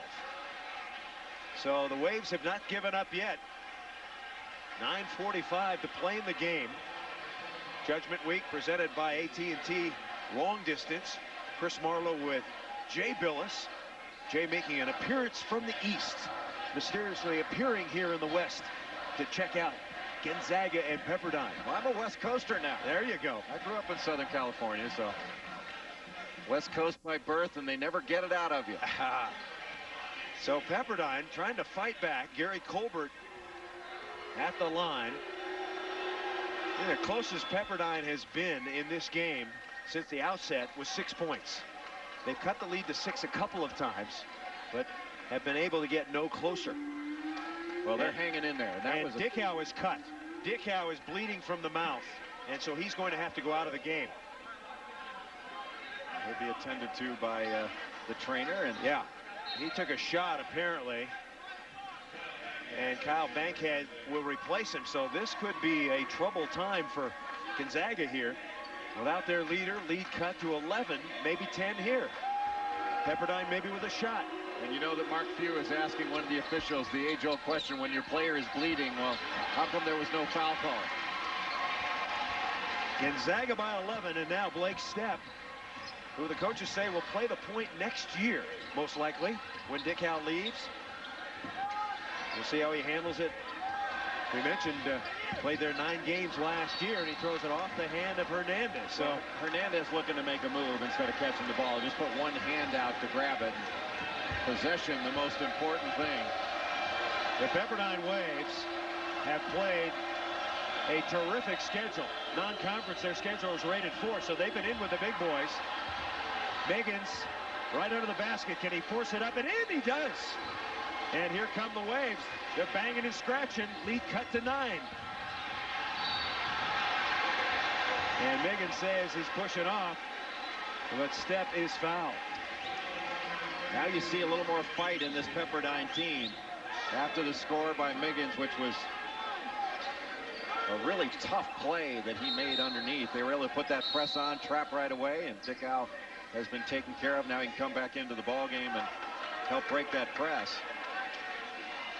Yeah, you need the leadership. Now Paul Westphal getting involved. He sees blood. That was terrific. I tell you, his lip doesn't look all that good. Westy. Paul Westphal. Paul Westphal, with all his years of medical experience, what a nice guy to offer that up at a key time. So Stepp, 1+ the bonus. We mentioned Gonzaga, a great free-throwing team at 73%. When you have 2 guards that shoot 88 and 81%, you're going to win a lot of close ball games. Well, and you keep it in their hands. Yep. Stepp made 1 of the 2. And swinging the elbows is Jimmy Miggins. Just trying to clear some space. You get the ball, you want to keep it. 71-61. Just under 9 minutes to go. 3-pointer on the way. And Violette lost it. McGowan traveled. Boy, McGowan is powerful. He lowers the shoulder. Bodies are flying. Well, he was given a gift by that official. I didn't see the walk beforehand, but if there was no walk, there was definitely a charge. The lead is 10. Stepp now against Craig Lewis. So Lewis, the 3-point shooter, is in with Colbert, Brazel, Miggins, and McGowan. The switch on the ball screen. Now Brazel on Dickau. There he goes. Lobbing it into Violette. Are you kidding me? Violette kept that ball over his head the whole time and still got up to dunk it with authority. That's a big-time play. Violette's got 14. Dickau another assist. Brazel And he just rooted Cord right out of there. Well, now we're starting to see Pepperdine really fight and compete for every ball. 8 minutes to play. Gonzaga by 10. And step is held by Lewis. Gonzaga knows now that if they are strong with the basketball in every possession, that they are going to go to the line and shoot free throws. 4th foul on Lewis. So that hurts Pepperdine, as Lewis is an outstanding outside shooter. Gord goes out. Turioff is back in. And step back to the line. Got a great stroke. That's how you like to teach basketball players. Well, and you wonder just how good Blake Stepp would be. He's been terrific all season long. He had a great year last year, but if he were healthy, because you know he'd be a lot better. And I can't tell you how much I admire this kid for playing hurt, never complaining. Yeah, he's been playing hurt with a knee problem all year. And not even the trainer can get a good read on it because he never complains. McGowan for 3. Glenn McGowan. Missing the first 12 games. Got in a fight with teammate Will Kimball in the library. Suspended by the school. Since he's come back, though, Pepperdine has not lost. They're in jeopardy tonight. Dickau, quick trigger. Violet collides with McGowan. And Pepperdine will keep it. 7:19 to go. The Bulldogs by 9. One more look and a great pass and a big finish by Corey Violet.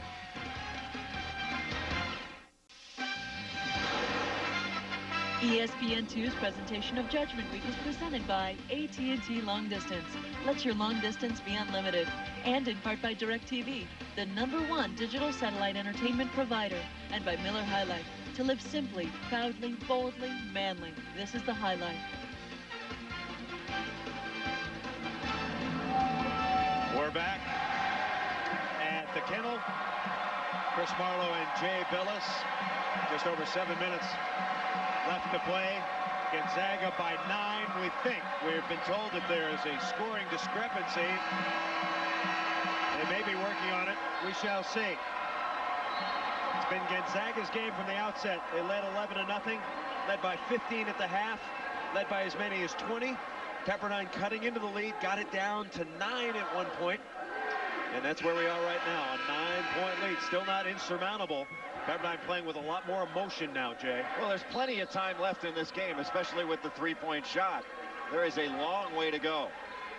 And Pepperdine playing with a lot more heart in this second half than they did in the first. Step wide open, came up short. Nice rebound by Turioff. A hustling rebound.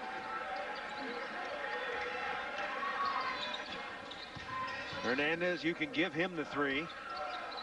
Violet against McGowan. I tell you, that is a heavyweight matchup between McGowan and Violet. McGowan doesn't like the call. That's 3 on him. Well, I'll tell you what, this has been a difficult game to officiate because it's been so physical, and anytime you're playing for a championship, you're going to have an awful lot of close calls, but Paul Westphal and Mark Few both are going to have an awful lot of things to look at on this tape. Violet has not missed a shot tonight. He's 6 of 6. He's just been a man. Guys have been bouncing off him like he's made out of steel in this game. This kid is getting better and better. Cedric Suet back in. The lead is 10.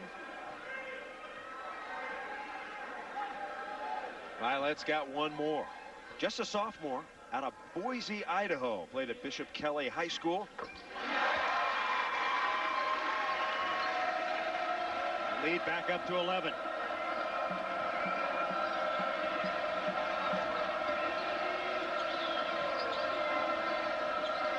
McGowan being shadowed now by Turioff. Look how active Turioff is defensively. McGowan looked like he got fouled, and he'll shoot 2. Just a little too aggressive going after that shot. You just got to go straight up and down. He caught him on the wrist. And Turioff knows he's got 5. He ran out of the game after that one. So that's it for Ronny Turioff. Freshman from Martinique. Better days ahead for Roney. Roney checks out with 1 point. Turioff speaks 5 different languages, but foul is understandable in all of them. McGowan, free throw, no good. That young man's going to be a terrific player. He has got bounce to his game. He's athletic. He is long. He goes after the ball, and he plays with spirit. And McGowan missed 2. Lewis nearly had the rebound, and now Gonzaga with 6.5 minutes to play with an 11-point advantage. And this is where Gonzaga needs to run something. Running some dribble handoffs out front. They need to take their time and get something good and make Pepperdine guard. Dickau, hanging jumper.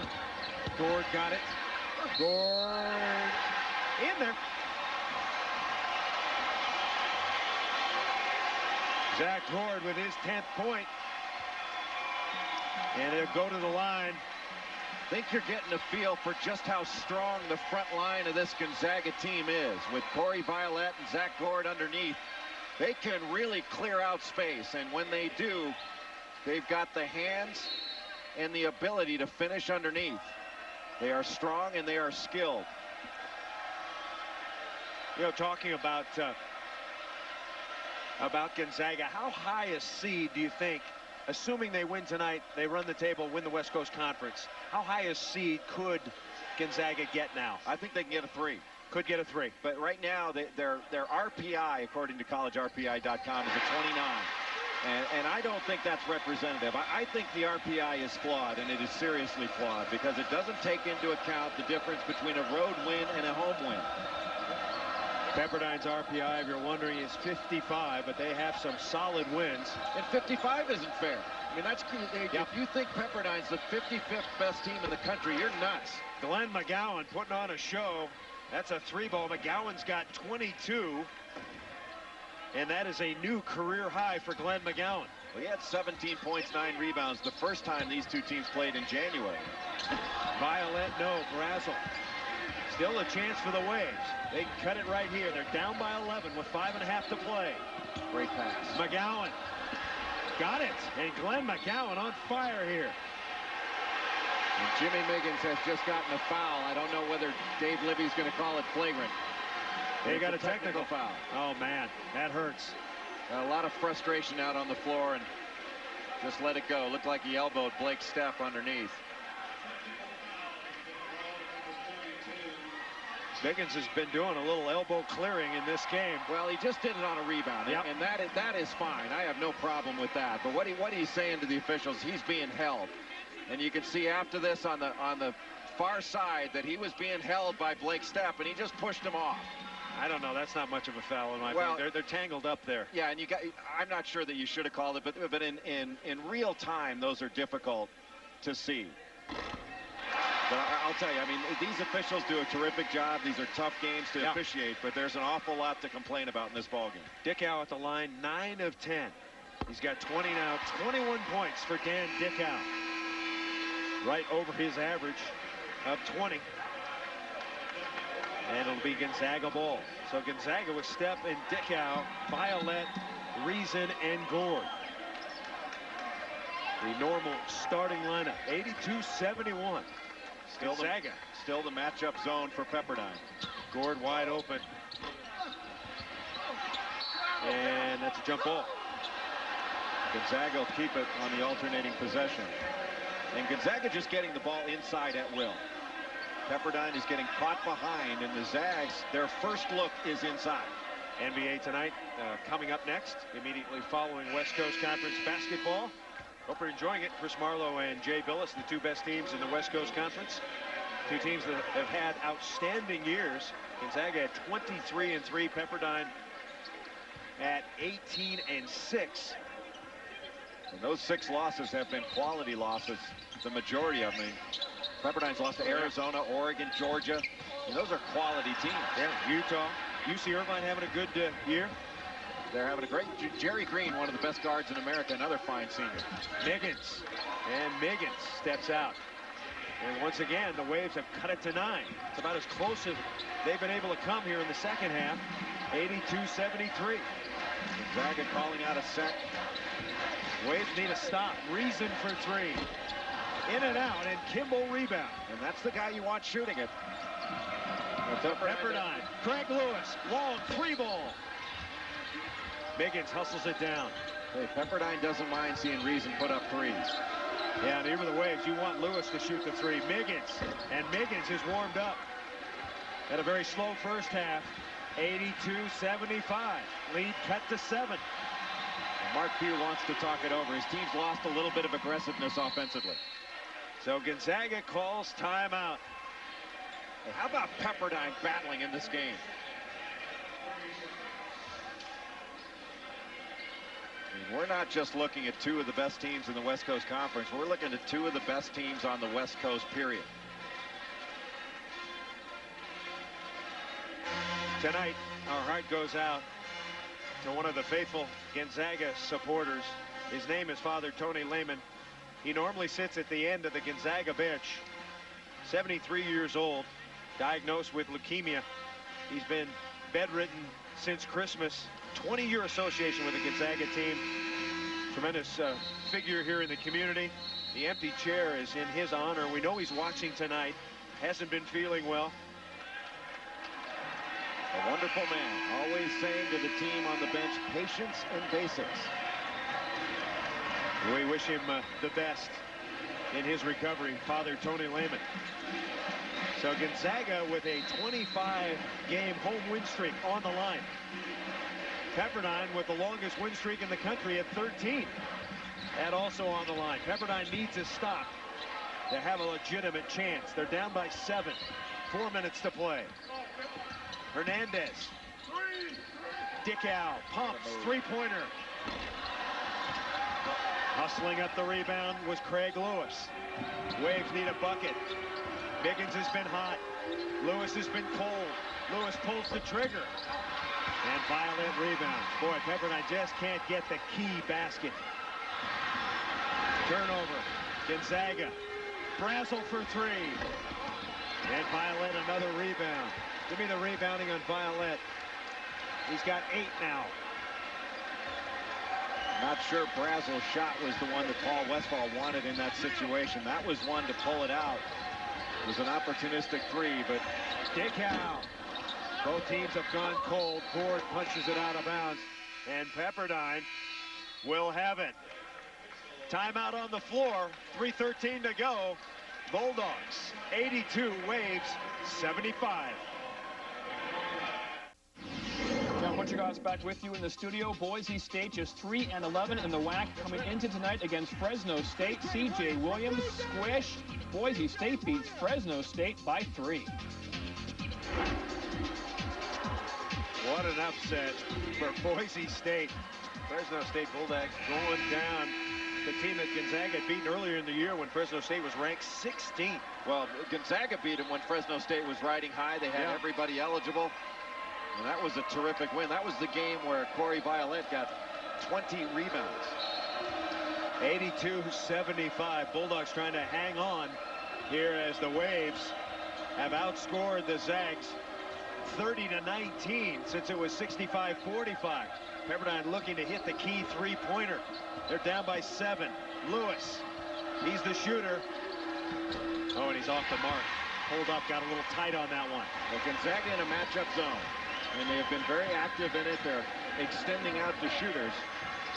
That's one you might want to take all the way. That was a difficult shot.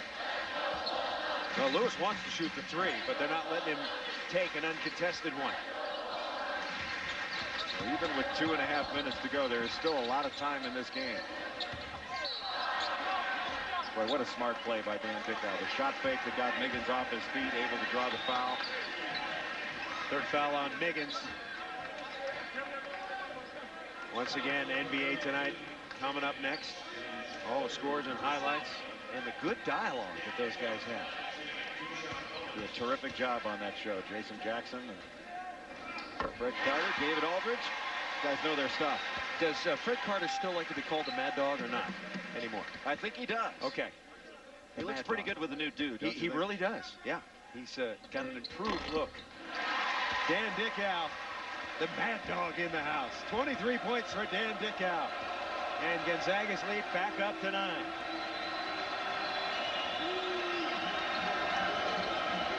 Little pick and pop by McGowan up top, and he is having some kind of night. McGowan. He's the guy you got to start going to now. I mean, he's the hot hand. He's got 26. A new career high. Previous, it was 19, 84-77. Pepperdine still in their matchup zone, and Gonzaga going to take all the time they can. And call is set with about 14 seconds to go in the clock. When do you come out and play man if you're Pepperdine? Well, I think you arguably should do it already. Okay. But they're not in a panic situation where they got to go out and foul. 4 on the clock. Step pulls the trigger. Pepperdine can't clear. Well, that's what kills you. I mean, if you're going to wait, you got to get possession when it's free. Dickau for 3. Got it. Give the assist to Step. Dickau with 26. That might do it. Bulldogs by 10. Montgomery. And Montgomery will shoot 2. Our AT&T long distance player of the game is Dan Dickau. 4 for 9 3-point, 26 points, 7 assists, 12 of 13 from the free throw line. Just great patience by this Gonzaga team. Dickau with the drive and kick, and then he spots up from 3, and instead of pulling the trigger on what would have been a pretty good shot, Blake Stepp showed, I thought, a lot of patience and waited for Dickau to clear and get to the 3-point line for an even better shot. Montgomery has battled Dickau all night long. Now Lewis is going out. Colbert is coming in. Colbert, more of the defender. You got to have a lot of respect for this Pepperdine team. They came in here, they did not shoot the ball very well. They certainly didn't play their best in the first half yet. This is still a game coming down to the last couple minutes that was still within reach. McGowan trying to call timeout. Couldn't do it. McGowan as good as advertised. They probably need to start thinking about fouling, and I think first and foremost you probably want to foul Corey Violette if you can. Or Zach Gord. Zach Gord is just 56%, but they won't let him touch it. Dickau 88%. They got it bottled up. And Dickau and Few saying, look, that's a foul. No, there was some words exchanged. This is where everybody needs to dial it down a notch. You know, it's I mean, don't talk, just play. There's way too much of this in college basketball. Everybody wants to talk, and it's time to play. You want to talk, join the debate team. You want to play, play ball. Judgment week, though, you have to have some dialogue. I just made my judgment. Quit talking, start playing. We're under a minute. 8th-ranked Gonzaga looking for its 26th straight home win, and Pepperdine's 13-game win streak, the longest in the nation, looks like it's coming to an end. Pepperdine has San Diego and Santa Clara, and then off to the West Coast Conference tournament.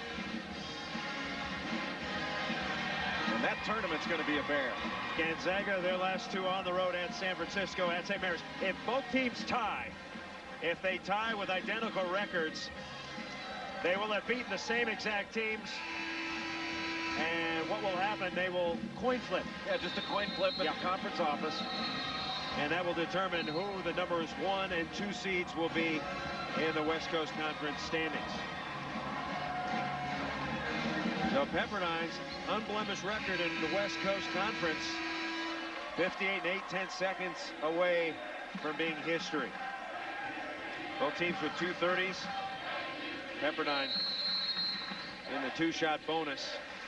And Gonzaga will put the ball in the hands of Dan Dickau. Got a leg step. And you got to make either one of those guards give it up and then foul.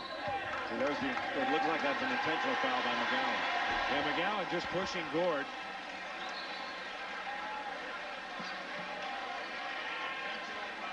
Well, the intentional foul call is always kind of an interesting thing at the end. I mean, the officials know they're fouling on purpose. Yep. But that one was away from the ball, so you have to call that one. So you're not making a play on the ball. Right. But, you know, there's no law that says you can't foul away from the ball. And it happens all the time when guys are coming off screens. And so Zach Gord, the one weak point of his game is his free throw shooting. But when there's an intentional foul, there are 2 shots and the ball. So Gonzaga will not lose possession, just 2 free shots at it. Step with 14, Hernandez 14, Dickau 26, Reason with 7, Gord with 11 and 12 rebounds, Violette with 16. How about that balance? This is just these are just 2 really good basketball teams. And we will be seeing both of them in the NCAA tournament. Numbers don't tell the story with these teams, in my opinion. Well, they certainly get penalized when they play in conference, when they play some weaker teams in conference. But what can you do? Well, you have to play. You have to play those teams. They're in your conference. Yeah, but that just assumes that the RPI is weighted so heavily with the selection committee. I don't think it is. I think they use it as a tool, but there's a lot more information that the selection committee uses to make their at-large selection. They don't just rely on the RPI numbers, but they are a very good indicator.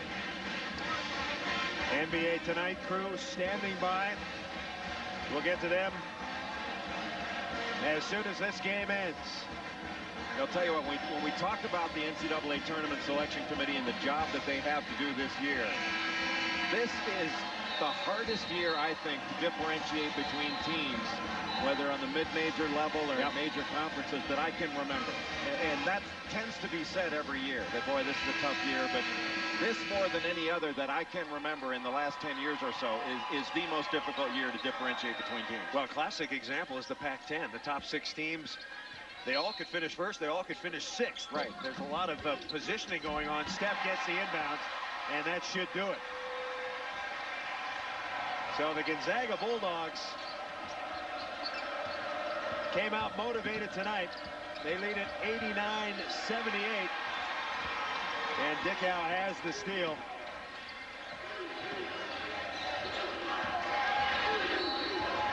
And they'll foul Dan Dickau. Dickau, is he more like John Stockton, or is he more like Steve Nash as a player? I'd say more like Nash. Okay. That's a good call. He's a better shooter than Stockton, he's for sure. And more of a scorer than Stockton was in college. Stockton more of a playmaker. I mean, and John Stockton's hard to compare now to John Stockton in college. I mean, he played back in the relative dark ages in the early to mid-'80s. In the short pants era. That's right, back when I played. But, you know, Dan Dickau is going to play at the next level. There's no question in my mind. And he's got everything that you want in a point guard. He can handle, he can pass, he's a terrific shooter. Size an issue, though? Size will always be an issue for him. But he can make up for it with his savvy and his competitiveness. And oftentimes your ability to survive in the NBA is determined by how and who you can guard. And I think Dickau has the ability to guard on that level. McGowan, 26 points. Miggins goes out with 17. The 2 scorers for Pepperdine. What amazes you about Dickau is his consistency, and it's high-level consistency. Yep. 26 points for Dan Dickau. And 7 assists. Montgomery.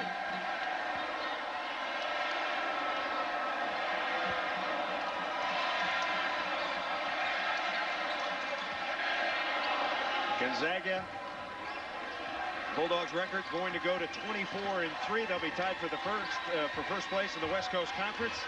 The nation's 3rd longest home win streak continues at 26 in a row. And the Gonzaga Bulldogs are going to end the nation's longest winning streak, 13 games, as they beat Pepperdine 91-78. I'll tell you, Chris, you have just had a very nice preview for your office pool. Pepperdine and Gonzaga will both be in the NCAA tournament. West Coast Conference tournament coming up early March in San Diego. We may see these 2 teams one more time. Once again, the final score from the Kennel in Spokane, Washington. Gonzaga beats Pepperdine 91-78. Stay tuned. NBA Tonight is coming up next. For Jay Billis, our entire ESPN crew, I'm Chris Marlowe. This has been a presentation of the ESPN, the worldwide leader in sports. For more, log on to ESPN.com.